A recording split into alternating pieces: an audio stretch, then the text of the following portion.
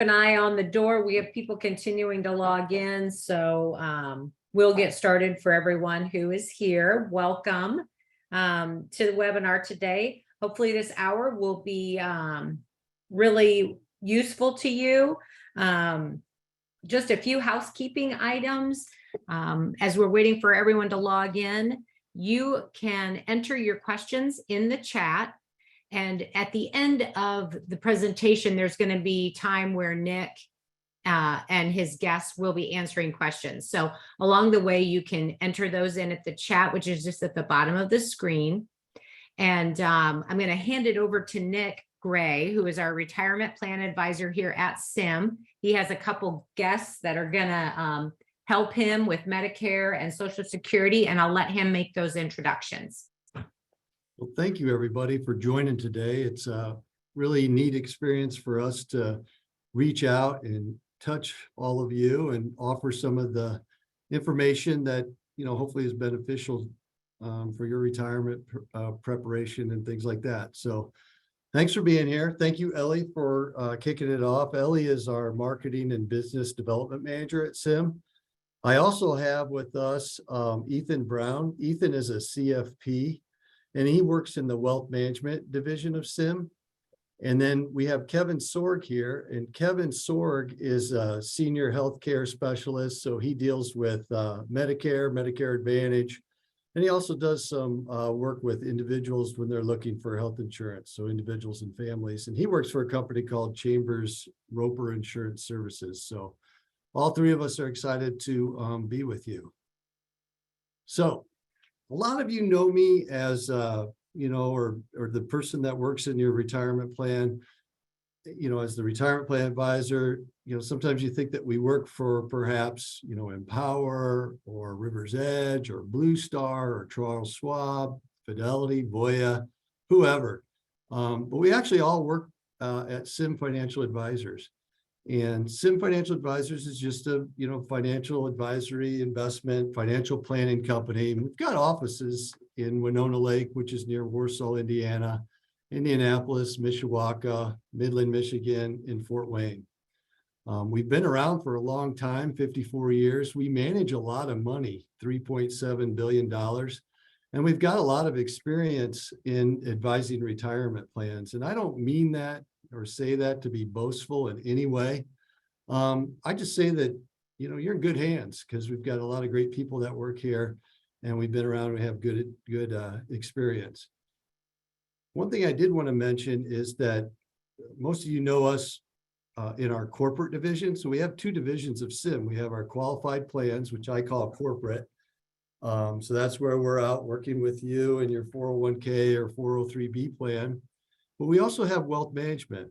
So our wealth management division works with individuals and families to do financial advisory work. So we could take care of you while you're working, in the 401k, 403b retirement plan, but also if that changes or you retire, we still can work with you as well with our wealth management division. So today we're just going to take a closer look at preparing for retirement. We're going to talk a little bit about retirement account options, retirement income, Social Security, healthcare considerations, and Medicare. We'll also talk a little bit about investing, withdrawal strategies, Social Security timing, and senior healthcare.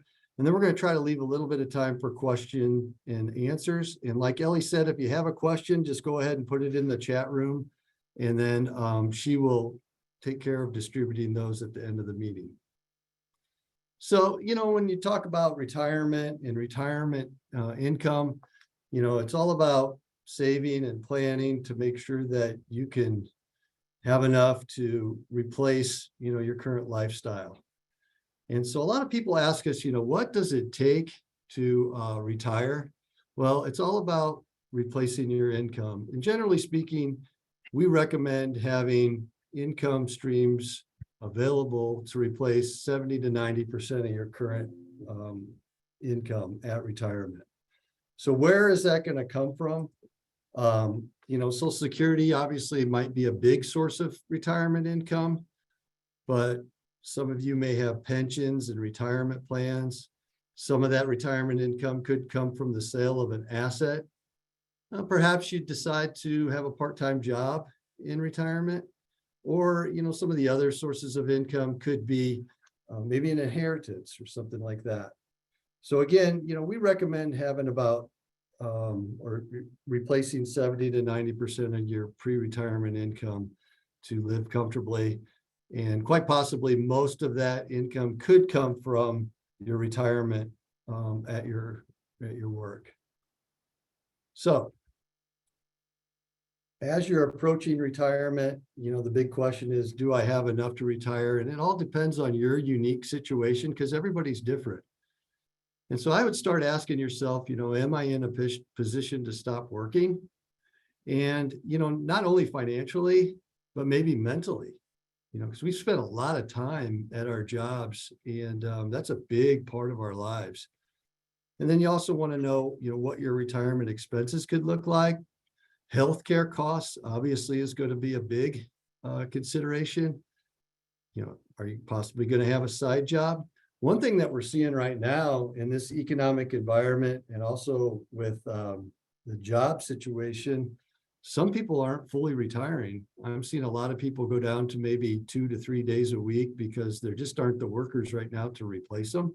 So I kind of call that or equate that to a transition to retirement.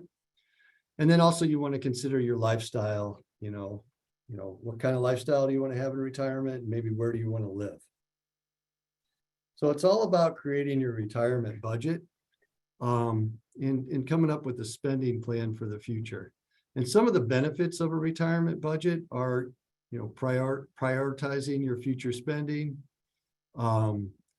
Definitely, if you have a budget, it will help your retirement savings last longer. And then it will might help you reach your financial goals. So the foundations of a retirement budget are pretty much made up of 3 components. I call them E, E, and I. So, your current monthly expenses, your retirement expectations, and your expected monthly income.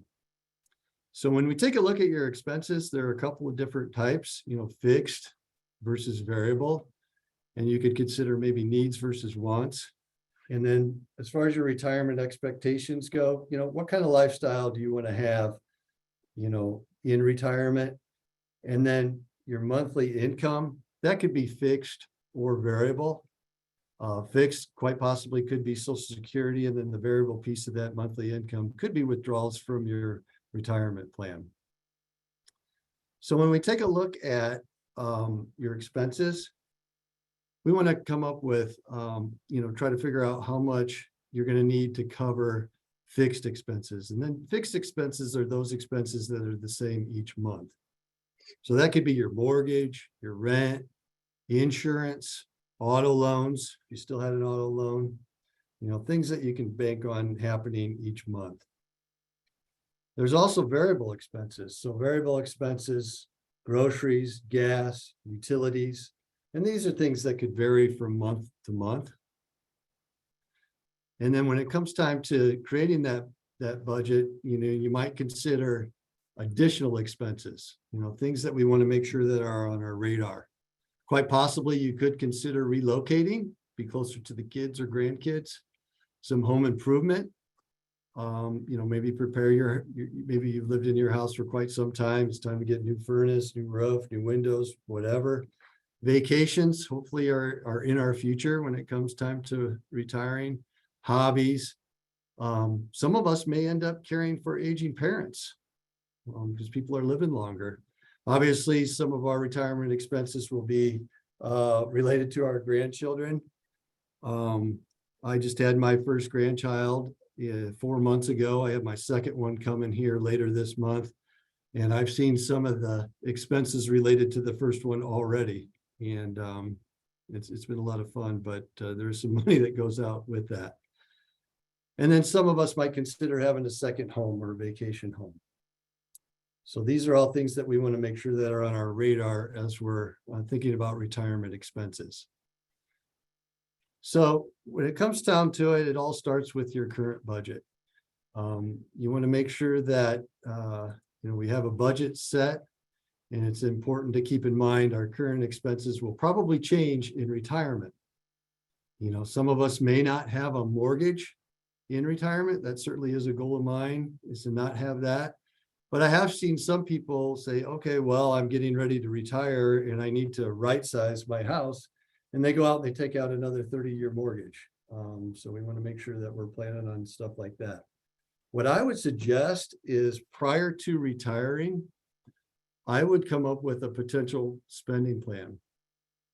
And what I recommend doing is just getting out an old notebook and pencil and calculator, and maybe for a certain period of time, maybe 6 months, write down all of your expenses. And that will help you come up with that potential retirement spending plan. And then also that might help you capture some of those unexpected expenses that could happen in retirement. So, once you do that, you're going to have a good idea of what you might need as far as your budget goes. So the other thing is, we want to make sure that we're investing for the future. And part of investing for the future is understanding the language of investments. And this is where we really can help out. So one of the things that we discuss a lot when we're working with you is asset classes and asset allocations. What type of investments are we investing in? Are they going out investing in large companies, medium, small, US, non-US? Diversification is obviously a word that gets thrown around a lot. And all that is just spreading the money out in the proper asset classes to help minimize volatility and make sure your portfolio is diversified to reflect, where you're at in a specific point in life. And then you want to perhaps rebalance your investments on a regular basis. So when you're looking at investing in your retirement account, obviously your age and your risk tolerance are going to influence your investment strategy. Generally speaking, those people who are closer to retirement want to be a little bit more conservative because you're closer to perhaps needing that money to replace your income. And then those that are younger who have a long way to go to retirement could be a little bit more aggressive. Now, one thing I tell people is that, even though you are approaching retirement, I still think you're a long-term investor, because let's just say that you were to retire at age 65 and maybe live to 85. You don't want to outlive that money. So you don't want to get too conservative too fast. And so these are all things that we can help you with. And many of you take advantage of that when we're doing our one-on-one review meetings with you. So we take care of you inside of our retirement plans and make choosing your investments super simple. And that is because our plans have the pre-built portfolios. And so most of you are aware of these. And so these are portfolios that are built and managed by Sims Investment Committee. You can see that they are based on a level of risk. So they go from aggressive to conservative. And you can see that they're fully diversified, because underneath the hood, we're investing in funds that invest in US stocks. So companies that are large, medium, and small. We also invest in international funds, and then bonds and fixed income. Well, generally speaking, investing in stocks are for the long haul, and then bonds and fixed income help shore up your portfolio. So the way that we use these portfolios is that when you're younger, you want to be in the aggressive portfolio. And all aggressive portfolio is just a portfolio that's made up of stock funds. And you can see it's diversified because we have the different percentages that go into the different funds. And what I generally recommend doing is staying in that aggressive portfolio until you're about 45, 50 years old. And at that point in time, you might consider moving over to the moderate aggressive portfolio. And the difference there is that that's where we start to shore it up a little bit by putting 20% in the bonds and fixed income. And then when you get to become about age 60, you might consider going moderate. And that's just a 60-40 split. And then closer to retirement, you want to get moderately conservative or even conservative. You'll notice that the conservative portfolio still has 20% of the allocation in the stock funds. And the reason for that is that we don't want to, we want to try to outpace inflation and keep our money working, a little bit harder for a little bit longer. So that's the way the model portfolios work. And again, the good thing about it is that our investment committee here at SIM is choosing the funds, monitoring the funds. So if a fund isn't doing so hot, they'll go ahead and replace it. All you need to do is make sure that you're in the right level of the risk, right level of risk for where you're at in that point in time. The other easy way to invest inside of our retirement plans is that we have the Vanguard Target Retirement Date Funds. And these work somewhat similar to the SIM portfolios, except for they're built and managed by Vanguard. And Vanguard is just a big money management firm, but they base their portfolios on your future retirement date. So the further you are away from retirement, the more aggressive they'll be. And all that means is that more funds will be allocated towards the stock portion versus the bond and fixed income. So you can see here on the chart that the purple and blue represent the stock allocation, the purple being the US companies and the blue being the international companies. And then the greens and the grays represent the bonds and fixed income. And the way these work is you would want to choose the fund with the date closest to when you think you're going to retire. So, the younger you are, you might go into a 2065 portfolio, and you can see the 2065 portfolio on the far left is made up of, more stocks than bonds and fixed income. And then the nice thing about these is that Vanguard will automatically make them a little bit more conservative, again, automatically as you approach retirement. So I generally recommend to folks using these in a situation where, hey, I know it's important to save for retirement. I know it's important to be diversified, but I'm not going to really come back for reviews and monitor my investments. And so I'm just going to go into the most appropriate target date fund and let Vanguard take care of it for me. So both paths are great paths. The SIM pre-built portfolios that are based upon risk, great option, as well as the Vanguard target date funds. One thing that really has peeked his head recently is inflation. And so we want to make sure that, our portfolio is appropriately diversified to help reduce the impact of inflation. And I tell folks there's two kinds of risk. There's obviously risk of being in the market, and we're experiencing a little bit of that right now, and that's just some volatility. But then there's also the risk of not being in the market and being too conservative. And by being too conservative, that might not help us keep pace with inflation. And so these are some of the conversations that we're going to want to have along the way, because, you certainly don't want to start out and stay aggressive your whole career. And you certainly don't want to get too conservative too soon. And you don't want to let some of these situations that happen throughout our retirement planning career to dictate, quick market movements. The other thing is, like I just said, is we're here to help. So a lot of you take advantage of coming in and seeing us, but we want to make sure that, you understand the investment options inside of your plan. We want to make sure that you're thinking about always saving more, so you can, quite possibly have the retirement that you think that you want. And then, when it comes time to planning for distributions and rollovers, when you retire or maybe leave the company. And then certainly we always could be of assistance if you have another 401k or 403b or retirement plan that's just kind of hanging out there, not doing much, assist you in rolling those into the plan.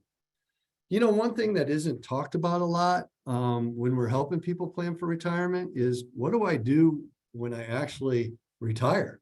What kind of strategies are available to get money out of the plan? That's very important. So when we're discussing that, some of the factors that we want to take into consideration is longevity. We don't know how long we're going to live in retirement. Certainly we want to make sure that we're planning for a long, many happy years in retirement. We want to make sure that we take into consideration some market fluctuations with our investment strategy. I just talked about inflation. Inflation is just the cost of living going up each year, and that can eat into our portfolios and our savings. And then future expenses. We talked a little bit about the expenses earlier, but making sure that we're planning for those to kind of ease some anxiety that could happen in our retirement years. So one of the strategies for pulling money out of a retirement plan is what we call a constant dollar amount, or maybe a fixed withdrawal amount. And that's where you just simply take your starting balance and you come out up with a dollar that you want to pull out, perhaps annually or monthly, and then increase that each year for maybe an inflation rate. And so sometimes people might, where do I start? How do I figure out what might be a good place to start? And generally speaking, we hear the 4% thrown around. So if you took your starting balance and you times it by 4%, that would create $20,000 a year, or $1,667 a month. And quite possibly that could, support you over the course of your lifetime. But then again, we want to increase that by 3% in this illustration. And you can see that the next year you'd need $20,600, which could create $1,717 per month. So that's the fixed withdrawal amount. The next one could be just a consistent percentage amount. So you just come up with a percentage and say, hey, I'm going to take X amount of percentage, maybe annually or monthly out of my retirement account. But what happens here is that, in a positive market, you're going to have some larger withdrawals. And then in a down market, you would have smaller withdrawals. So, what you would want to consider there is, if you're having some larger withdrawals, maybe a little bit more than what you need, pad that savings account, because we know in the future that there could be some smaller withdrawals in a down market. So that's the fixed percentage. And it kind of ignores inflation and ignores market performance. But again, my suggestion or recommendation would be save some of that money in the good times for some of the times that aren't so great. Then the other approach would be the required minimum distribution approach. And that's just taking the ending balance of your account at the prior year's end, and then dividing it by the IRS life expectancy factors. And you can find those tables on the IRS website. And the interesting thing in this strategy is that the distributions will start out smaller in the early part of your retirement, because the life expectancy factor is larger. And then as you go about and you get a little bit older, that life expectancy factor goes down. So that's an interesting strategy in thinking about distributions. And so again, we don't really talk a lot about this when we're planning for retirement, but I thought it would be interesting to bring it up. And we're certainly more than willing to sit down and do some of these hypothetical examples with you at any time. The other one that I've seen here recently is the capital preservation method. And so that's kind of known as the planned income approach. And that's where you would live off of the potential income that your investments could generate. And so there's a couple different ways of doing this. One, you could say, hey, I'm going to allocate part of my portfolio towards income generating investments. And that could be, bonds and fixed income. And then I'll put part of my portfolio towards growth oriented investments. And then I'm only going to pull off maybe, part of that from the potential interest and earnings inside of there. Or, another thing that sometimes people do is they say, hey, I've got a lot of money in here. I'm going to lock up a certain percentage. So I'll get very conservative with, a certain percentage or a certain dollar amount of my account. And then anything up and above that, I'll live on. So that's another approach to, coming up with the withdrawal strategy in retirement. So the next thing we want to talk about is Social Security. And I'm going to turn it over to Ethan Brown. And remember, Ethan Brown is a CFP here at SIM and works in our wealth management area. So go ahead, Ethan. Thanks, Nick. So Social Security, it may not spark joy in all of our hearts because our experience with that is the little line item on our pay stub for every paycheck that goes into this big bucket somewhere. And when we retire, we hope that there's a bucket of money waiting for us. So we're going to take kind of a general overview of Social Security, but ultimately, debunk some of the myths like, will Social Security still be here in the future? And ultimately, what might be a good strategy for you as an individual to implement to get the most out of your bucket. So here we go. So kicking things off, generally, I think most of us are going to have some understanding that Social Security is obviously income driven. So it depends a little bit what you get is what you made all your life. But ultimately, it depends on when you start taking your benefit.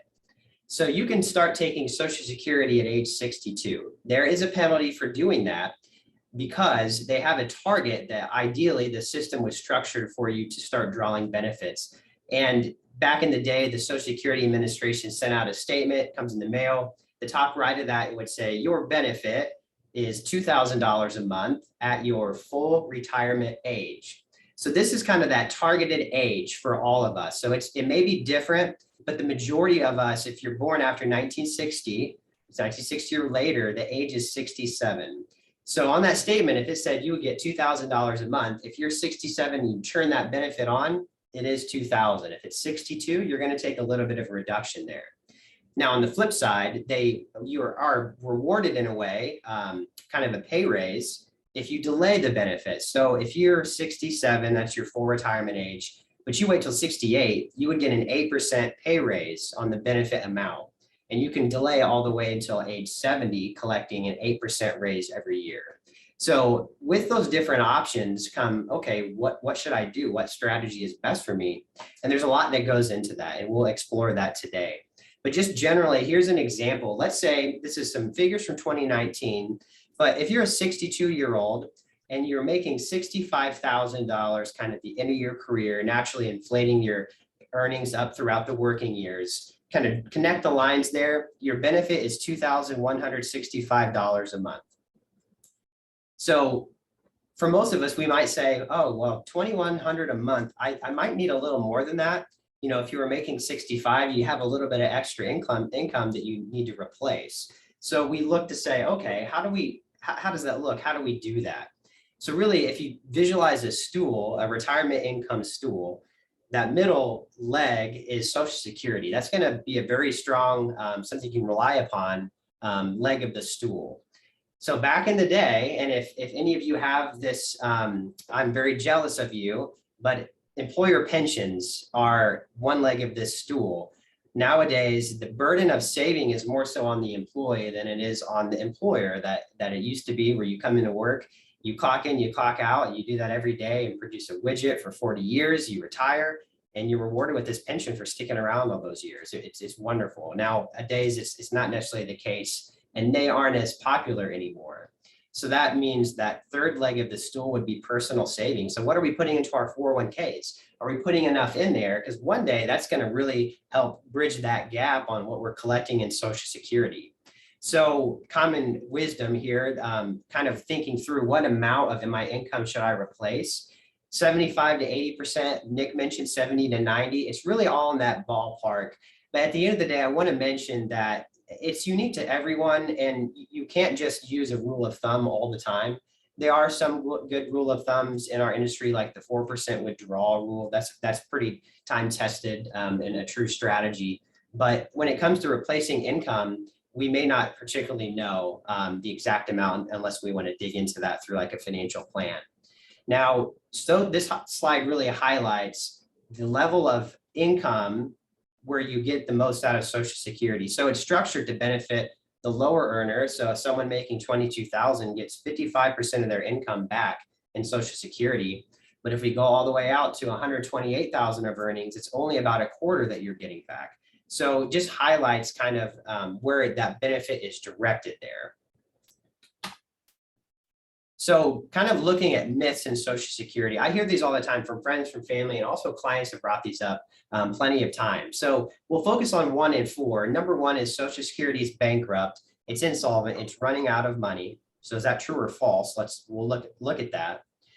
The other one we want to spend time on is I should start benefits as soon as I can. I hear that all the time from clients. I put into the system all these years and I want to get that benefit out as soon as I can.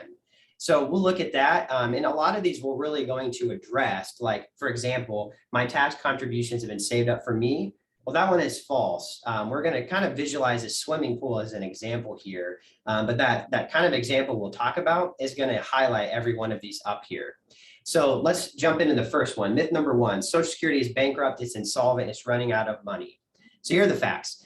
Social Security can't run out of money. So let's think about the swimming pool, an in-ground pool. We're all on one side of that pool as workers. We have a bucket in our hands that's empty and we get a paycheck. It comes out of the spigot. We're going to say it's water in this case. We're getting paid in water.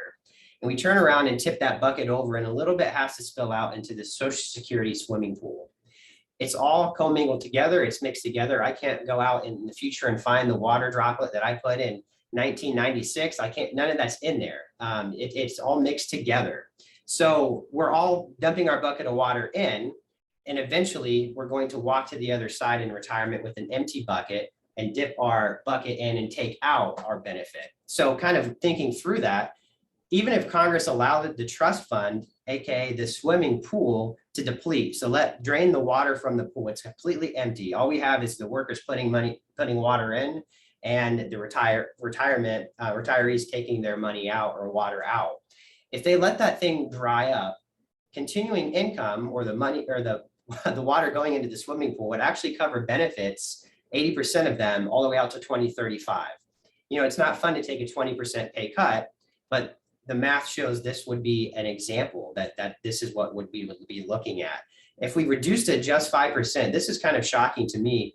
It actually kickstarts those benefits and pushes them all the way out to 2093. That's a big difference in years. At the end of the day, Congress has always acted timely. They've always passed some type of legislation to address this issue. Maybe there's just more people retired in this generation in this time right now. I know a lot of people have early retirement during the pandemic. They were offered good deals and they took it, wanted to stay at home. But we might see the next generation 10, 20 years down the road where there's just a ton of workers putting money into this swimming pool. You know, they could do things like raise the retirement age, the full retirement age, maybe they make it 70. Someone like me, if I still have 35 years to work, 30 years to work, I'm probably not going to count on Social Security necessarily at 67. It could be a possibility, but I guess personally, I wouldn't bet on that. Maybe it's 70 for me. Maybe they get rid of the 8% increase every year and say, well, we want to get people just to take at their full retirement age. So we don't have to pay a pretty large benefit for the ones that did really good at saving, and they can have a large benefit by delaying. Or maybe they just simply put an income cap on the benefit. There's a lot they can explore in that avenue there. Now, the second one, it's similar in a way, myth-wise, so I should start benefits as soon as I can, similar in the sense that not necessarily. That could be true, though, unlike the prior myth. It's going to depend on you. It is a unique circumstance. Really, out of all the words in the page, the important point is B. When to start is personal. You might want to wait if you're in average or better health. So we explore that all the time with clients. It is a math problem. If we have an idea of health history and family health history and actuarial tables, we can say, okay, we have a pretty good bet or idea that this is what it's going to look like based on longevity, based on what your amount is, that you want to start taking at this age, for example. And here's some examples of what kind of, this is very simplified, but what kind of an analysis breakdown would look like. So if a person passes at 80 and they started their benefit at 62 in light blue, they would get about $223,000 in this illustrative example. In this case, their best bet would have actually been to take it at this person's full retirement age, which was 66. They would have had the most benefit there rather than waiting until 70 because they only had a decade to pull the benefit, which wasn't enough time to get enough payout benefit-wise above the 66 filing age. If they live to 85 or 90, you see it really adds more strength to waiting till 70. We don't know how long we're going to have on planet Earth, but we can at least put some thought into that, use averages, use math to help guide the way. So that's kind of just an example there. So this is nowadays, again, I mentioned at the beginning, they used to send out statements and your information. You may not be aware what you might be entitled to. I would encourage you to go on the socialsecurity.gov website, get an account. And this is if you're 20 and working, or if you're 65 and working, any age, you can do this. Keep an eye on the earnings history that you have, make sure it's right. that they're reporting. You can go in and check what you made all those years, which I imagine would be actually kind of a cool little thing to look into. If you're 16, you work 30 years and you can kind of go see all your earnings. But there's a ton of great information there. And on this next slide here, yeah, kind of just highlighting a lot of tools and calculators you can have at your fingertips on that website. So we can't mention Social Security without mentioning taxes. Now, taxes apply maybe more generally. We want to start here and talking about retirement income in general. So we have the 401ks that, right, we're saving money to in our working years. A portion of our pay check goes into those. The employer might be giving a match into there. What we put in pre-tax and what we put in for what the employer puts into the plan, that's deferred money from taxation. It is sheltered in this little eggshell, and tax cannot be taken out of it until it's broken. And that shell breaks when you start withdrawing money in retirement. You might wait till take your required minimum distribution to do that at age 72, like Nick had mentioned, but it's not going to be taxed until the money comes out of the account. Now, on the flip side, the Roth contributions that you're making, or the earnings that are made on those Roth contributions, that's not taxable. So pretty general there from the retirement income area in general. But now this next one here, Social Security in general, is a little trickier. It's not as plain and straightforward. So it depends on, really, it's kind of a quick math problem, but it incorporates adjusted gross income, half of what you make in Social Security, tax exempt interest. It's a whole kind of slew of things, but ultimately at the end of the day, if your income for a joint couple, so someone that's married, is above 44,000 right now, 85% of the Social Security benefit is taxed. So that means if you're getting $1,000 a month, $150 is kind of returned to you tax-free. Tax-free kind of, I know, quote unquote gift of what you put in all those years. Now, if you're in the middle of that range, 32 to 44, you can see only half is taxed. And then if you make less than that, you're actually not paying taxes at all. So that would be kind of cool. But again, you're on the lower end of things there. So another point to mention too, because I've had this with clients that ask, there's another layer of not necessarily taxation, but what Social Security benefit you receive. And if this is you, I would highly recommend you reach out to talk. If you have an advisor, ask them, talk to Nick, you can reach out to me. But if you're working and you're taking Social Security at the same time, or you're thinking about doing it, I guess is what's more important here. You want to look at the rules, because there is a reduction. If you're under your full retirement age, every $2 you make, you have a $1 reduction on your benefit. So we can look at examples all day long, but it gets kind of in the weeds. The year you turn your full retirement age, it's that every $3 you earn, you have a $1 reduction on your benefit. So there's a lot of thought that needs to go into that before you pull the trigger on maybe some part-time work. But at the end of the day, it's always best to ask a tax professional. A financial advisor can help you with this as well, but a tax person that's signing off on the tax return will always be your best resource. Great, thank you, Ethan. So then our third part that we wanted to talk about today is healthcare costs in retirement. And before I bring Kevin on, this is something that you really need to consider, because it could become a huge burden in retirement. Now, I've heard a lot of people say that, the healthcare costs in retirement become the new house payment. So we can see here that, a healthy 65-year-old male may need up to $144,000 to cover retirement healthcare costs, and then a female, a little bit more, $156,000. One way that, the impact of that, or why it happens, is because, people are living longer. Healthcare costs have increased.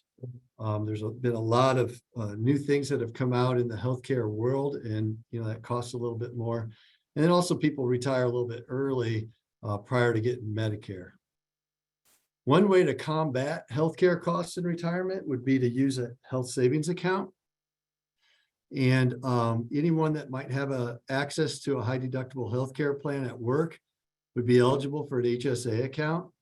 And you can see here that you can contribute quite a bit to it. One of the things that I like about these and that are unique compared to a retirement plan is that when you put money into it, you're not paying taxes on it. And when you pull money out of it, you're not paying taxes on it as long as the funds are used for qualifying healthcare expenses.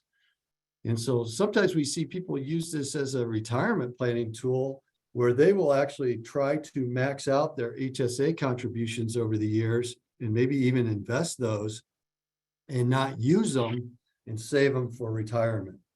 So that could be a great way to combat healthcare in retirement. So the big thing though is Medicare, and we usually get a lot of questions and a lot of interest in Medicare. And so that's why we have Kevin Sorg here today. I'm gonna let Kevin take us home with the Medicare piece of the presentation. Nick, thank you. I appreciate you having me along today to present today. I do need to keep this very general in nature per Medicare rules. So when you go to Medicare, you have Medicare Part A and Medicare Part B. Medicare Part A is free. You don't pay anything for that, and that covers your hospital stays. Medicare Part B you pay for, and that covers your doctor and outpatient visits. So together, Medicare A and B cover about 80% of your medical needs. So that leaves us with about 20% of our medical needs that we need coverage for, plus our prescription drugs. And there's a couple of ways in which you can get these gaps covered, if you will. One way is not necessarily better than the other. They both work, they just work differently. So it's understanding those differences and seeing where your comfort level lies with either option. So option one, in no particular order, is the Medicare supplement to cover the 20% of your medical needs. And then you would pick up a Part D plan to work with the supplement to cover your drugs. Option two is a Medicare Advantage plan. Medicare Advantage plans combine medical and drug coverage as well as other things. So again, after this, the question becomes, well, what's the difference between these two options? I see all these commercials, I get all these ads. What are the differences? Well, remember the phrase, you either pay me now or you pay me later, meaning you would pay the insurance company. With the supplement, that's the pay me now option, okay? Because you're paying an upfront premium for that supplement every month, as well as the drug plan. No matter how much or how little you use that supplement, you pay the same premium. With the Advantage plan, that's what I would call the pay me later or the pay as you go option, because with the Advantage plans, you pay little to no premium. You pay a co-payment as you use the plan throughout the year, whatever medical service you may be using at the time. And then if you reach the medical deductible on the plan, it pays at 100%. So again, with the Advantage plans, you pay little to no premium. You just pay as you use it. So we call that the pay me later option. But in all honesty, both plans or both options do work. They just work differently. So let's touch on some of the basics of either option. So with the Medicare supplement, number one, there's no network. With the Medicare supplement, there's no HMO, there is no PPO network, there's no in or out of network status. So long as the doctor or hospital that you go to accepts Medicare, they will accept your supplement. Doesn't matter where you go. So long as the charge that you submit is a Medicare approved charge, that supplement will pay the difference. So if Medicare pays it, the supplement pays it. And that's kind of the golden rule with supplements. And then with Medicare supplements, Medicare is your primary coverage. The supplement is secondary or supplemental to Medicare, hence the name supplement. Now, Medicare supplements are standardized from company to company. That's just insurance speak for they're the same. So if you have Plan G at one company, that's the same benefits as Plan G at the next company. If you have Plan N at one company, that's the same benefits as Plan N at the next company. The only difference with these supplements is the cost. So when I talk to people about these, a lot of what we do is look at cost and maybe how volatile that cost may be over time with a particular company. If you start out on one Medicare supplement and then you want to move to another one, either within the same company or moving from one company to another, you can change Medicare supplements anytime during the year. Spring, summer, winter, fall, it doesn't matter. But when you move Medicare supplements, you do need to answer the medical questions on the application. And they are not going to nickel and dime you on questions like, do you have a thyroid issue? Is your cholesterol a little elevated? They will ask bigger questions like, do you have a pending surgery? Did you just get out of the hospital? Do you have heart problems, or do you have diabetes with complications? So it is not impossible to change supplements, but you do have to answer medical questions when you do it. Now, one thing that Medicare supplements don't cover are prescription drugs. So we look for a Part D, as in drug, a Part D plan to cover the drugs. Okay, Part D plans are somewhat similar from company to company in that they have the same stages or phases to them. And the way that you move through the phases of a Part D plan is just based on the cost of the drugs that you take. Okay, so some plans have a deductible and some don't. The maximum deductible allowed this year for Part D plans is $480. After you get through the deductible, then you go into the first phase of the plan, and that's called the initial coverage phase. When you're in the initial coverage phase, you pay a copayment for the drug. The plan pays a retail cost. Those two figures are added together. The deductible is rolled into the total as well. And once the combined total between you and the plan reaches $4,430 for the year, you then fall into the donut hole, or the gap as it's called.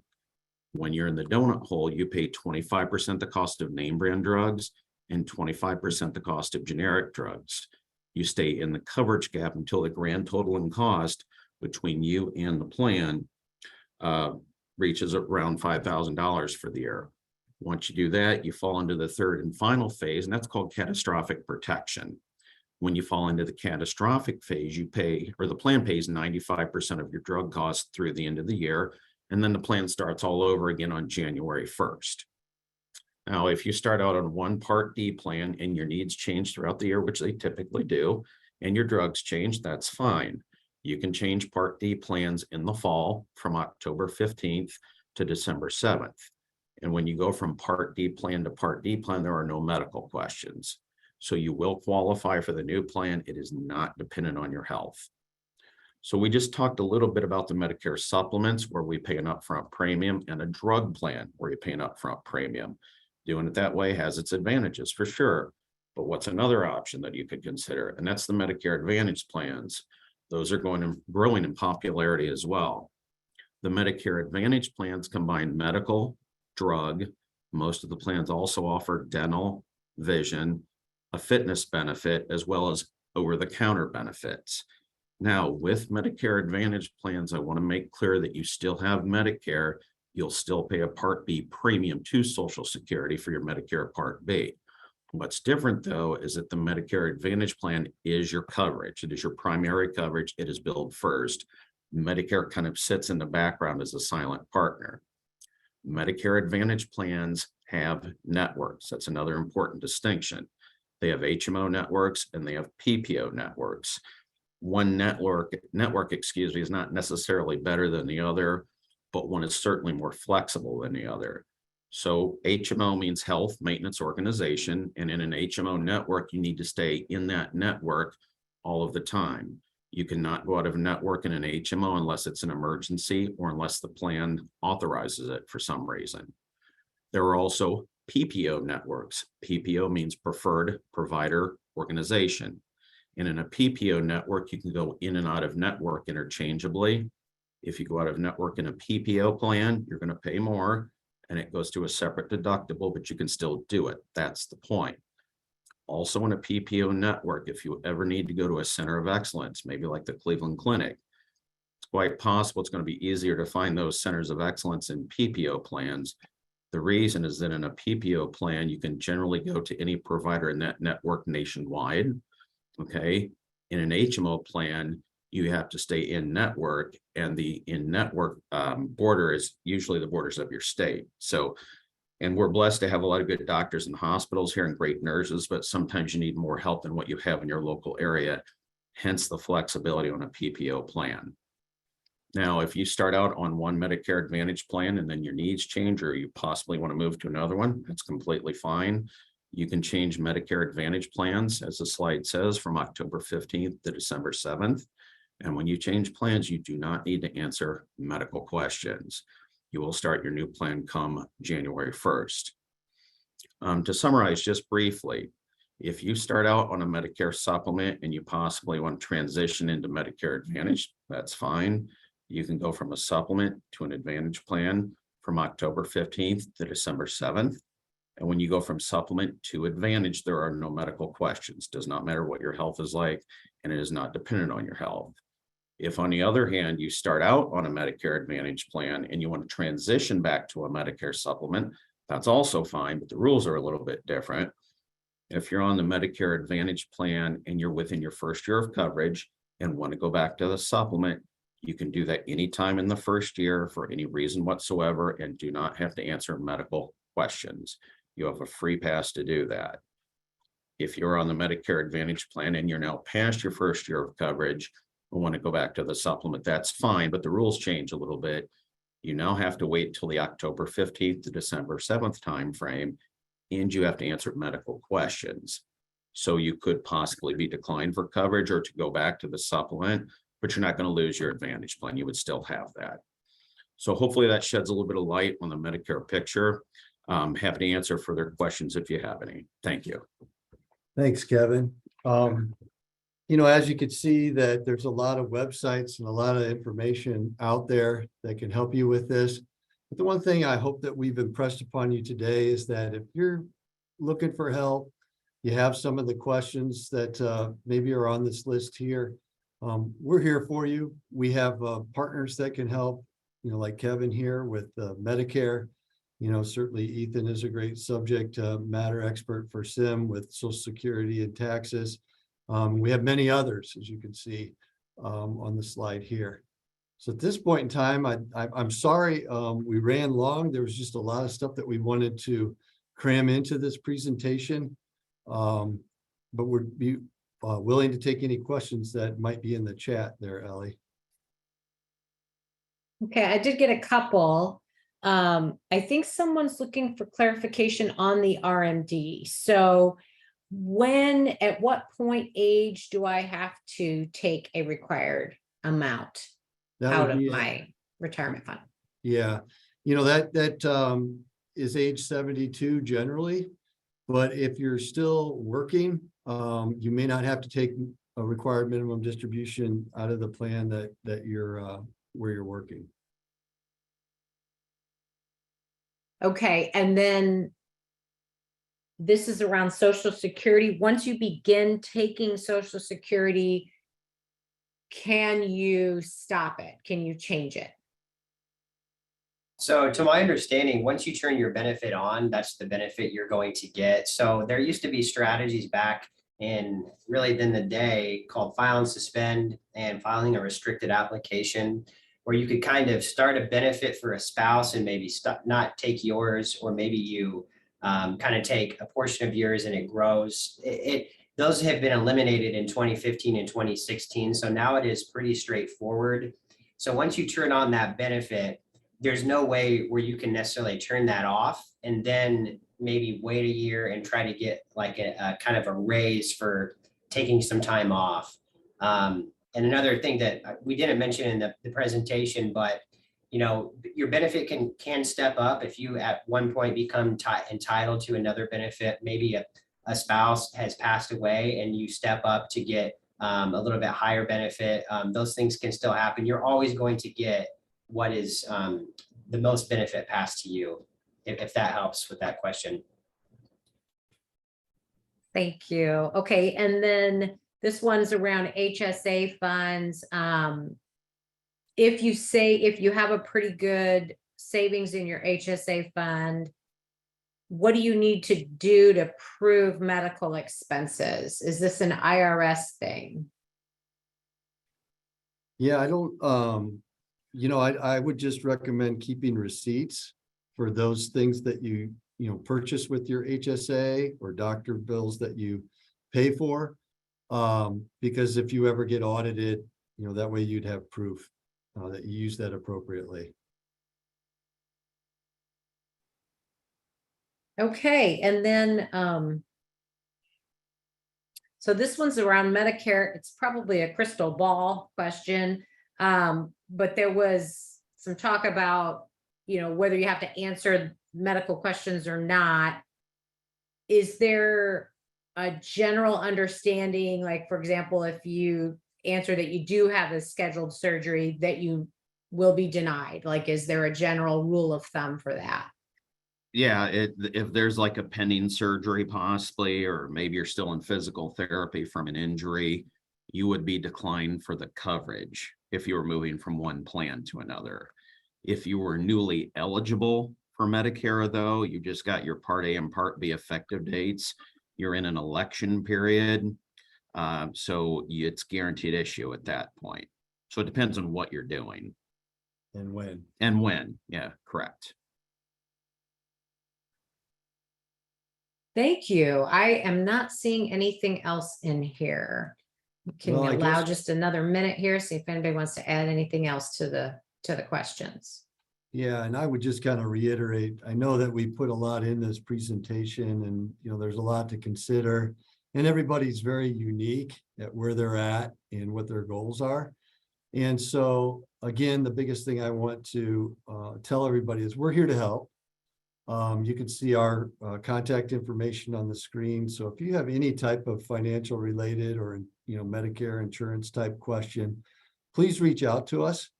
And know that behind Ethan and myself, certainly here at SIM, we have a great team, and we've served a lot of people for many, many years. And so we have a tremendous amount of experience, and we're not afraid to share that with you and help in any situation that you might find yourself in. So, really thank you so much for, participating today and giving up an hour of your day. And we certainly are very grateful to work with you. And not only now, but into the future. So thanks for attending. I think we'll go ahead and wrap it up with that. So thank you, Ellie, for all your help today. Thank you, Ethan, for being available, and also Kevin here for stepping in as our Medicare expert. Thank you all. We appreciate the presentation. You bet. You're welcome. Yep, thank you very much.